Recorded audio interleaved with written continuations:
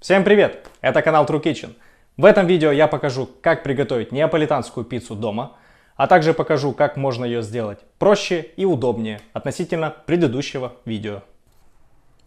Хороший, пропеченный, в меру хрустящий. Песня. Для того, чтобы получить тесто высокой влажности, а также, чтобы в конечном итоге получился мягкий мякиш и хрустящая корочка, нужно использовать муку двухнулевку.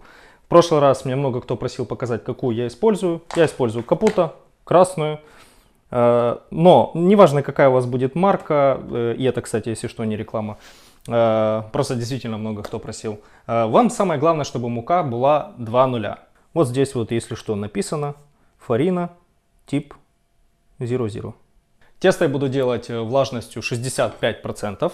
Замес я буду делать на 500 грамм муки. Соответственно, если мы делаем влажность 65%, значит воды у нас будет 325 грамм, либо миллилитров. Просеиваю муку.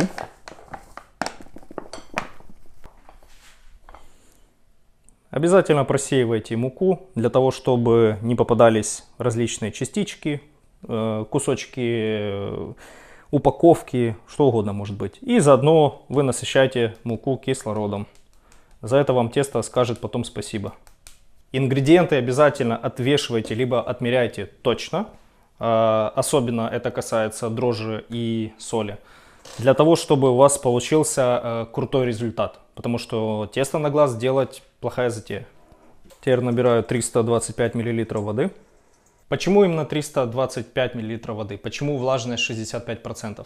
Потому что в обычной домашней духовке, если вы будете делать при текущем способе, через камень, либо без камня, при текущем способе, если вы будете делать пиццу с очень высоким содержанием влаги внутри теста, возможно, она у вас очень плохо получится. Потому что для 70-75 и более процентов влажности делать неаполитанскую пиццу нужно в дровяной либо газовой печи при температуре 450-500 градусов Цельсия.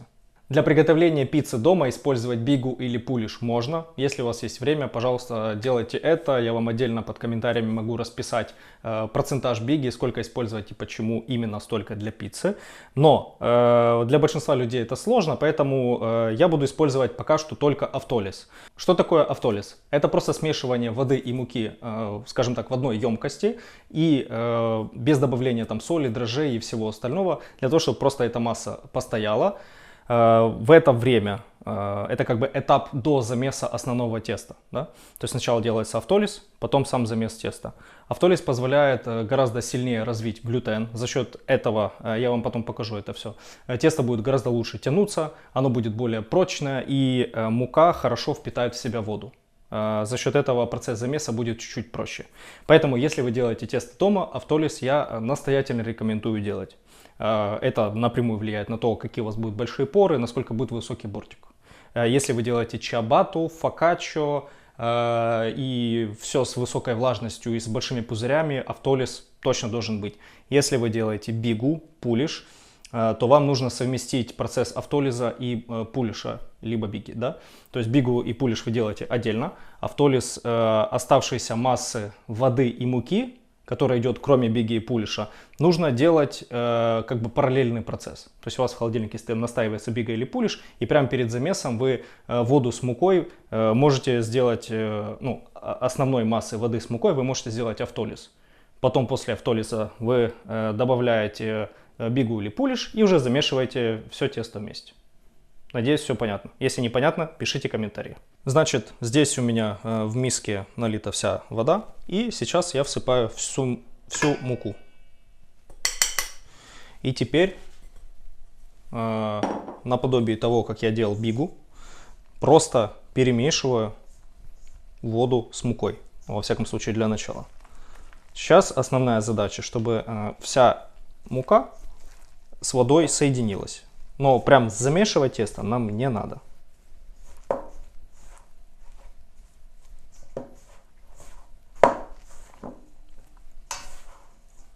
Это займет у вас примерно минуты 3-4. Примерно. Ну, зависит, конечно, от объема. Да, если вы много будете делать этого теста, то может быть займет времени больше. А так 3-4 минуты дома максимум. Все, теперь пособираю аккуратно остатки со стенок емкости, в которой вы замешиваете. Вот у меня получилась такая масса. Еще как бы не тесто, очень рыхлая, но уже мука с водой соединились полностью. Все, остатки прилипнут сейчас к основной массе. И в таком виде оставляем тесто в емкости. К примеру, я сейчас это делаю в миске. Накрываем пленкой и прямо на столе при комнатной температуре оставляем примерно на час, час 20. Я в прошлый раз сделал час 20, было прям отлично. Поэтому и вам рекомендую. Поэтому просто накрываем пленкой и отставляем.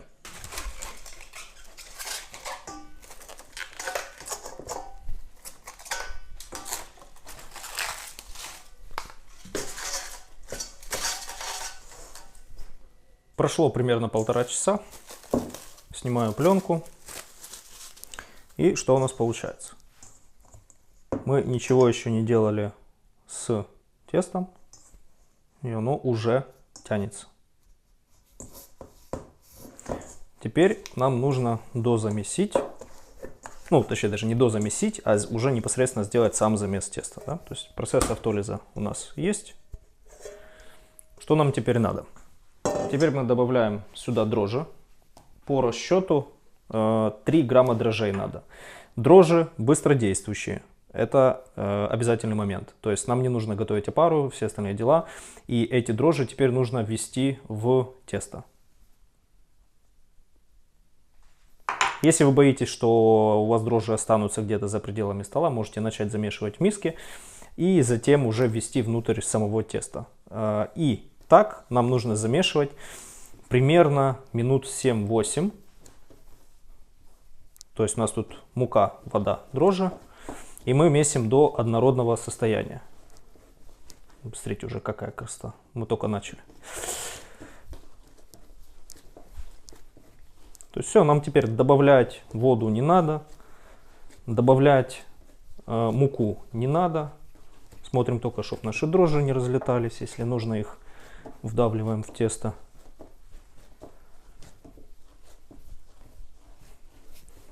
Тесто у нас стало однородным. Дрожжи уже все хорошо вошли внутрь теста.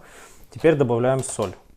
Соли мне надо 10 грамм на полкилограмма муки.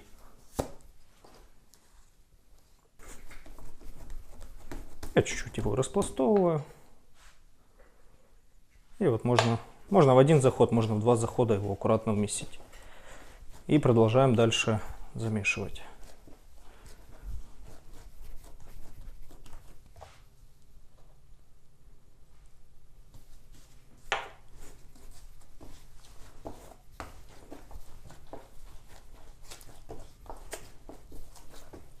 И после того, как мы добавили соль, замешивать нужно уже дольше, минут 15, 10-15, где-то так примерно. Почему примерно? Потому что зависит от того, насколько вы интенсивно замешиваете. Вот, поэтому ориентируйтесь на ощупь. Ну, во-первых, сама соль хорошо должна войти в тесто. Вы ее не должны будете в какой-то момент ощущать руками. И само тесто должно стать практически идеально гладким и упругим.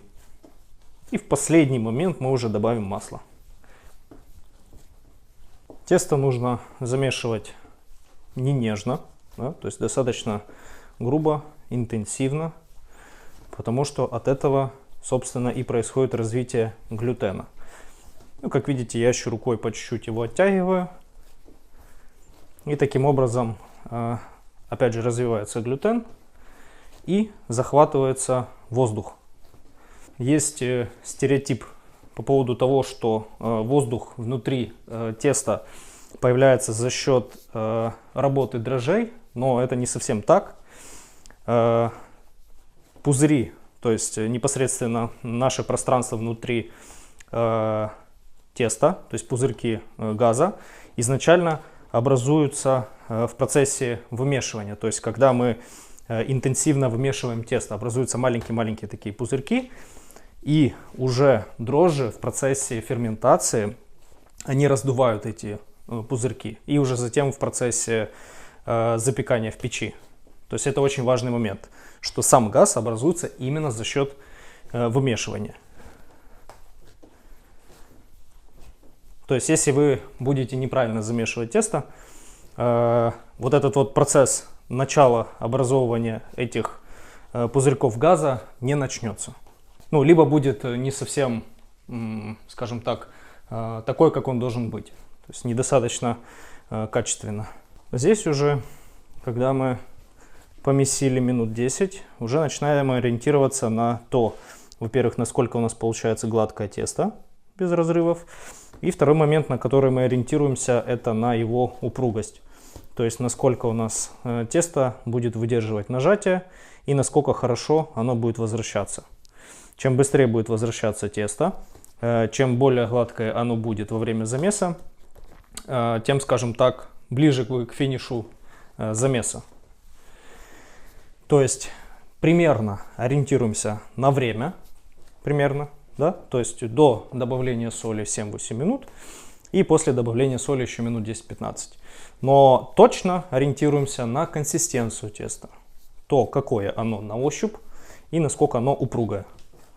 Так, вот у нас уже тесто стало достаточно упругим. После нажатия оно хорошо восстанавливается и имеет достаточно гладкую текстуру даже вот при растягивании. Можно еще и буквально чуть-чуть его помесить, но в принципе оно уже почти готово. То есть сейчас буквально через минутку, через две можно будет вводить масло подсолнечное.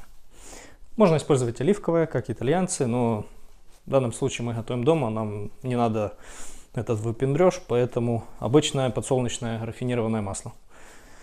Зачем добавлять масло в тесто и вообще надо ли его добавлять?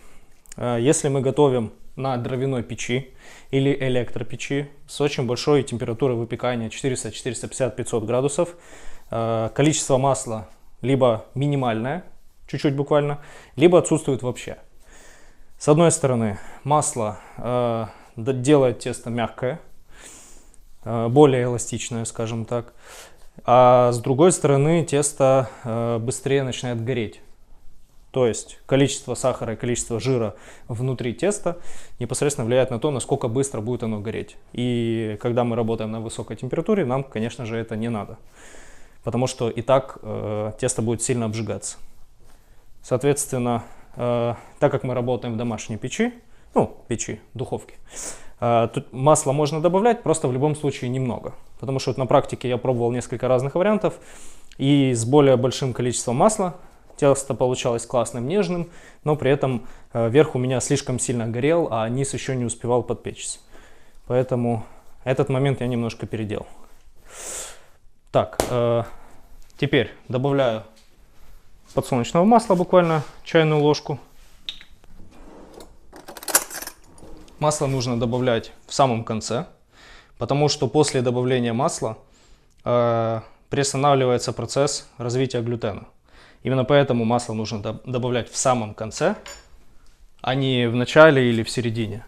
То есть, какой процесс происходит? Когда вы добавляете масло, у вас есть определенная молекула, да, структура глютена, и масло обволакивает ее, не давая ей лучше развиваться. Поэтому, как только вы добавляете масло, все, это уже финиш, масло впитывается полностью в тесто, и процесс замеса останавливается. Соответственно, мы вот буквально последнюю минутку-две дозамешиваем. Ждем, пока у нас тесто снова станет однородным. Если оно у вас слегка становится бесформенным на некоторое время, ничего страшного. Потому что как только масло войдет полностью в тесто, станет его единым целым, то тесто снова у вас примет форму красивого шара. И все станет хорошо. Все, масляные пятна у нас пропали. Тесто гладкое, красивое. И сейчас мы его будем оставлять, скажем так, отдохнуть, расслабиться примерно полчаса. За это время тесто из напряженного состояния немножко расслабится. Затем будет этап деления. Поэтому той же миской, в которой мы замешивали тесто, я накрываю наше тесто и оставляю его отдыхать 30 минут. Полчаса прошли, тесто отдохнуло, расслабилось. Теперь нам нужно его разделить на 3 части, примерно по 260 грамм. Ну а там дальше посмотрим.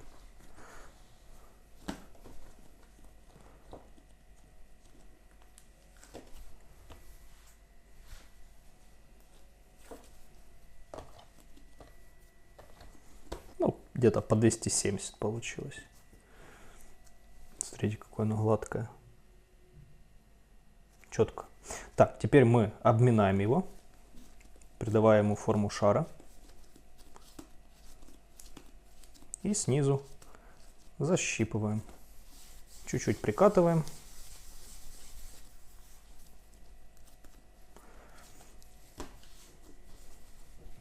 Так делаем с каждым. Сейчас кусочек отрежу, попробую растянуть.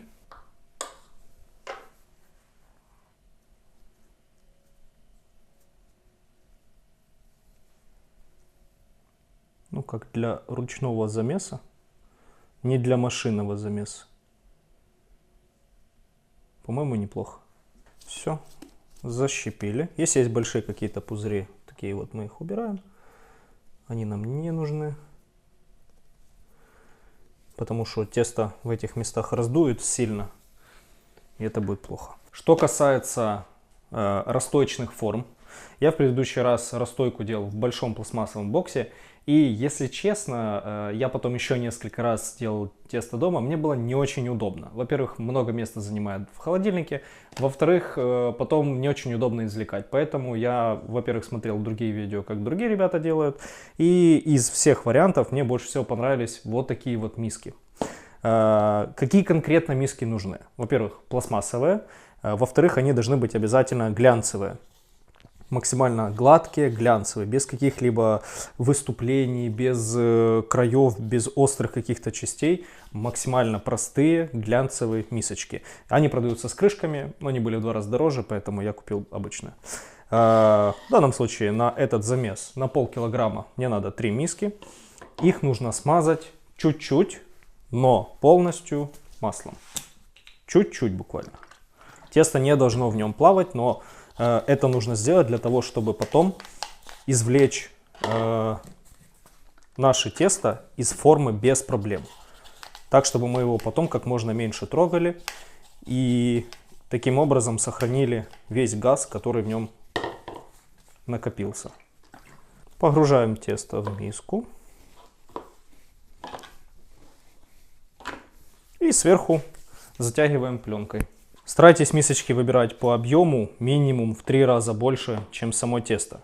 Тесто должно при правильной пропорции дрожжей за примерно 2 дня увеличиться максимум в 2 раза. Больше, чем в 2 раза, но подняться не должно. Значит, вы, скорее всего, что-то неправильно рассчитали, либо плохая температура расстойки. И теперь вот в таком виде, плотно замотанное пленкой, тесто отправляется в холодильник. В холодильнике у меня примерно 5-6 градусов, да, сейчас зима. Летом в холодильнике, как ни крути, в среднем температура выше. Но в таком виде при 5 градусах примерно 48 часов у нас будет расстойка. Эти 3 бокса занимают мало места. Ну, бокса, мисочки. Поэтому гораздо удобнее это все будет храниться в холодильнике. Убираем ровно на 2 дня. Через 2 дня тесто увеличится примерно в 1,5, там 1,7 до 2 раз. И затем уже непосредственно мы будем запекать, делать соус, начинку, все дела. Поэтому увидимся через 2 дня. 48 часов прошло, так что приступаем к приготовлению пиццы. Начинаем с того, что включаем духовку. Как и в предыдущем видео, включаем функцию гриль и на максимальную температуру, которую может дать наша духовка. Из нюансов. В предыдущем видео я ставил камень на вот эту позицию, то есть ближе к тену. Сейчас я буду ставить на более низкую позицию.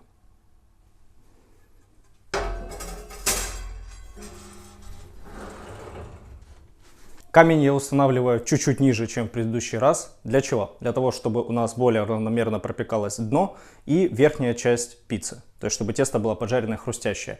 Я уже сделал достаточно много других опытов. И при текущем раскладе, при текущем замесе и влажности теста лучше чуть-чуть ниже ставить от тена.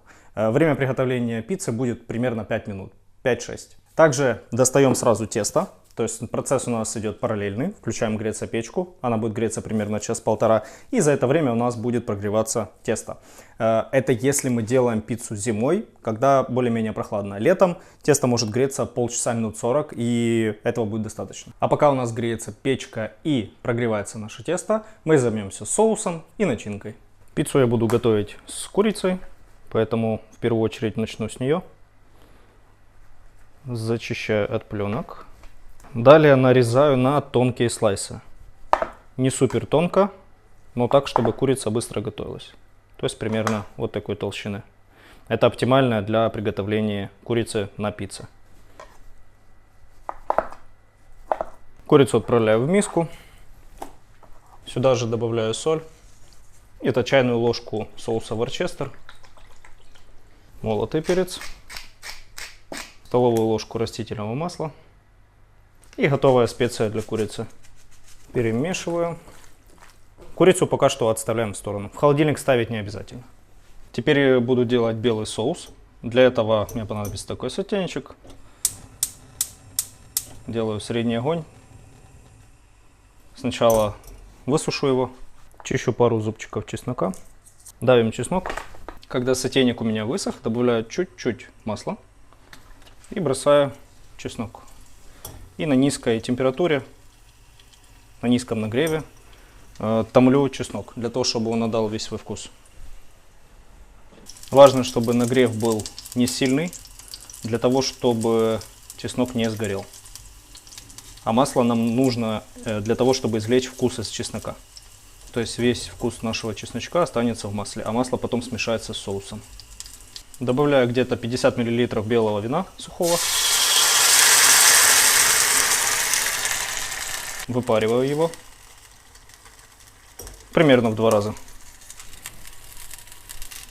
Пахнет класс. Когда вино выпарилось примерно в 2 раза, опять ставим минимальный нагрев. Добавляем сливки. Сливки нам нужны жирные.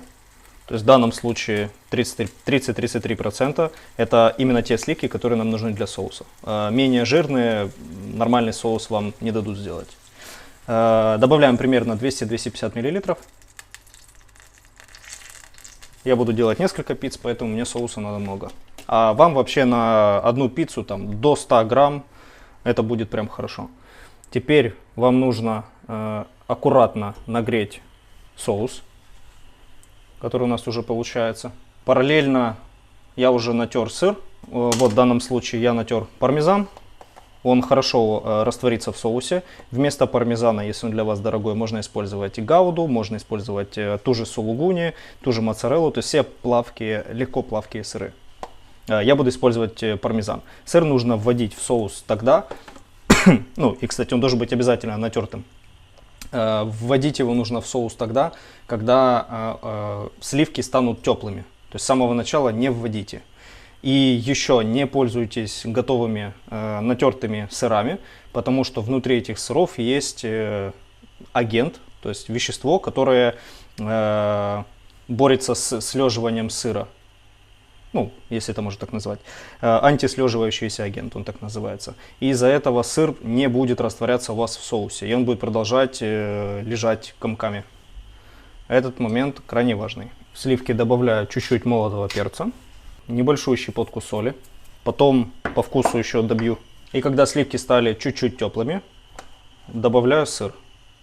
Начинаем с небольшой порции и дальше при необходимости будем добавлять по мере того, как наш соус будет таять. Теперь нам желательно воспользоваться венчиком и продолжать вымешивать уже на, как я уже сказал, маленьком огне, продолжать вымешивать соус до того момента, когда у нас не растает полностью сыр. А вы это увидите. То есть вот маленькие кусочки я вижу, что плавают, помимо нашего чеснока, которые мы потом выловим. Чеснок можно выловить перед тем, как мы добавляем сливки, но С другой стороны, пока соус будет остывать, он еще сильнее напитается вкусом чеснока. Вот у нас уже соус затягивается, становится гуще. Но я сыра еще немножко добавлю. Учитывайте, что если вы делаете с пармезаном, пармезан соленый. Соответственно, чем больше вы добавите пармезана, тем меньше потом надо будет добавить соли. Все, и теперь вы прогреваете этот соус до того момента, пока не растворится полностью сыр. Дальше не варите. Доводить до кипения не надо. Потому что, доведя его до кипения, соус, во-первых, может быть сильно густой, а во-вторых, есть риск того, что он расслоится. Я сюда в соус еще хотел добавить розмарин, обжарить его вместе с чесноком в масле, но, к сожалению, его не было. Если был бы здесь еще розмарин, было бы еще вкуснее. Соус я попробовал, сыр полностью растворился, соус вкусный. Единственное, что добавлю еще чуть-чуть соли. Соус я отставляю остывать, и обязательно его нужно накрыть, для того, чтобы во время остывания он не покрылся пленкой. Поэтому крышкой чем-нибудь просто накройте и все. Натираем сыр на терку.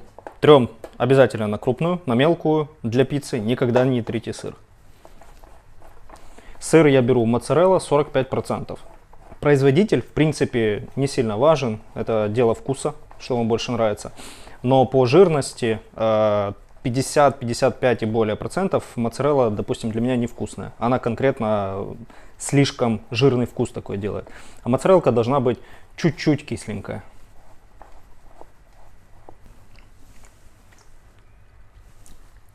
Обязательно кормим оператора.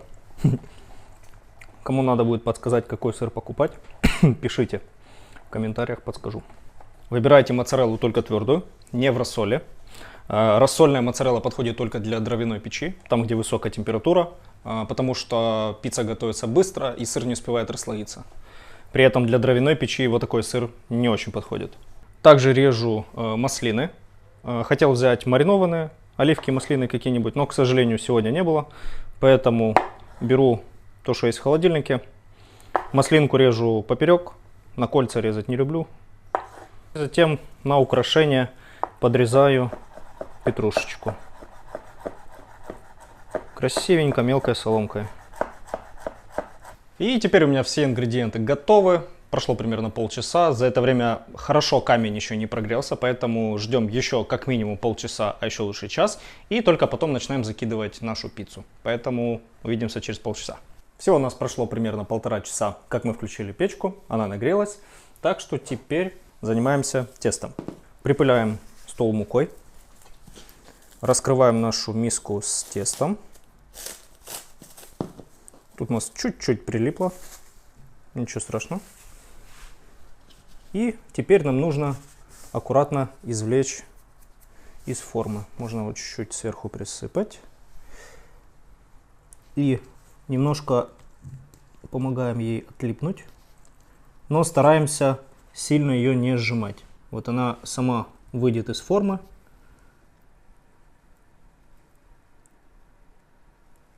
Главное чуть-чуть подождать. Как видите, практически идеально отошло. И из-за того, что я практически не трогал ее руками, максимальное количество газа остается в нашем тесте, в нашей заготовке. Сверху еще припыляем мукой. Припылять нужно обильно. Потом все, что лишнее, мы обязательно струсим. Теперь из середины к краю выдавливаем газ. Двумя руками, одной, как вам удобно. Делаем сначала такой полукруг. Теперь, не трогая борт, переворачиваем. И делаем то же самое. Выдавливаем воздух к бортику.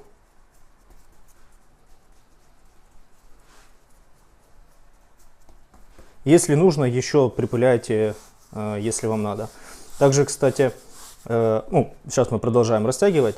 И хочу обратить ваше внимание, что на семоле, на вот этой вот грубой муке, раскатывать пиццу гораздо легче. Она меньше залипает на столе и с меньшей вероятностью она пристанет к столу или к лопате. Поэтому советую настоятельно использовать семолу. Она, конечно, дороже, чем что-либо другое, но тем не менее получите хороший результат.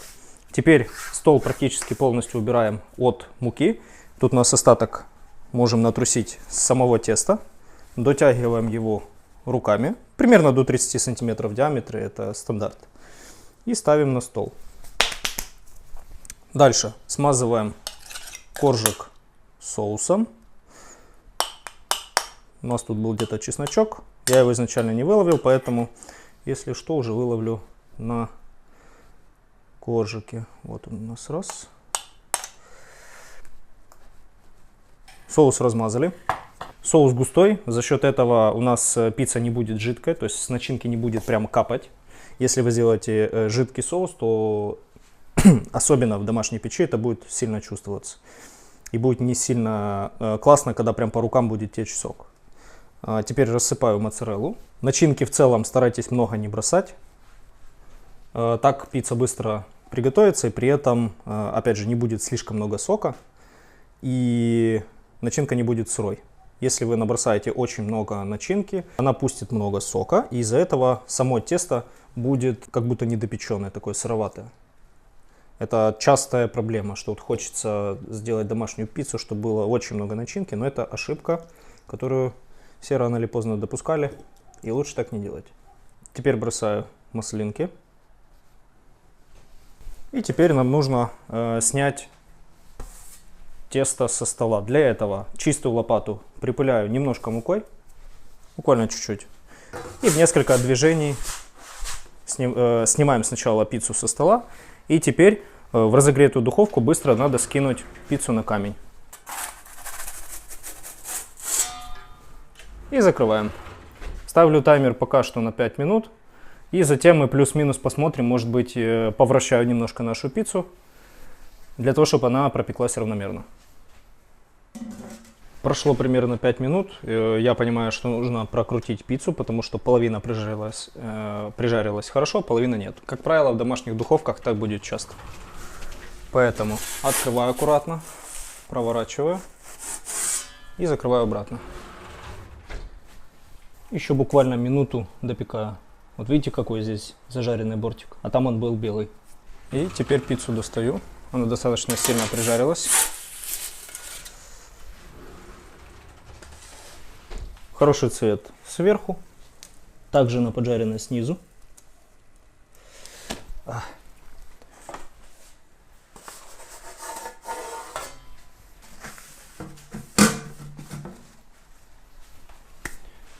Прежде чем ее резать и кушать, надо подождать, пока она чуть-чуть остынет. Сверху пока что присыпаю пармезаном и зеленушкой, которую мы нарубили. Теперь режем пиццу. Круглого ножа у меня нет, поэтому режу ножницами.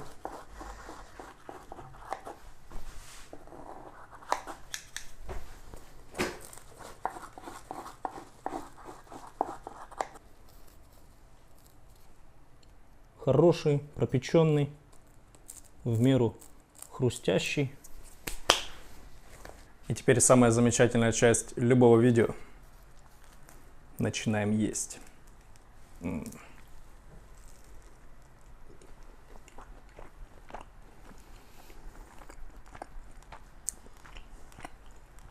Это сливочный соус с чесночком.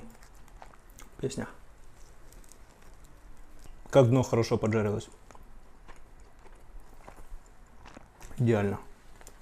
Ребят, ну, можно сделать гораздо лучше, чем любая доставка. Наверное, лучше будет только если прийти в заведение покушать пиццу на посадку. Что важно, что снизу пицца хорошо поджарена, так же хорошо, как и сверху, в отличие от предыдущего раза. Мне не сильно понравилось в предыдущем видео, как был поджарено дно. Из-за этого я делал гораздо больше опытов. И сейчас, мне кажется, этот вариант более качественный. Также достаточное количество газа внутри бортика, за счет чего он достаточно пышный. Там белый, вкусный, мягкий мякиш и при этом хрустящая корочка. То есть мы по всем пунктам четенько угадываем, если делаем все, как я примерно описывал.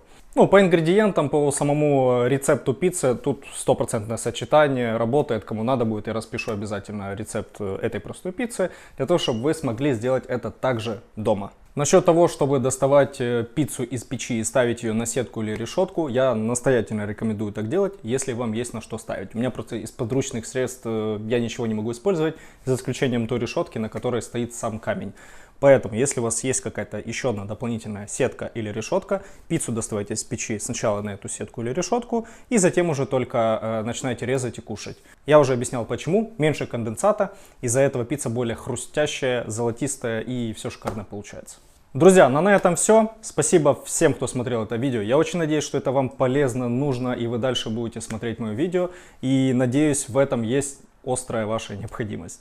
Если вам что-то понятно, либо непонятно, обязательно пишите об этом в комментарии. Если видео понравилось, ставьте лайк и подписывайтесь на мой канал. На этом все. Я пошел кушать пиццу. Всем пока.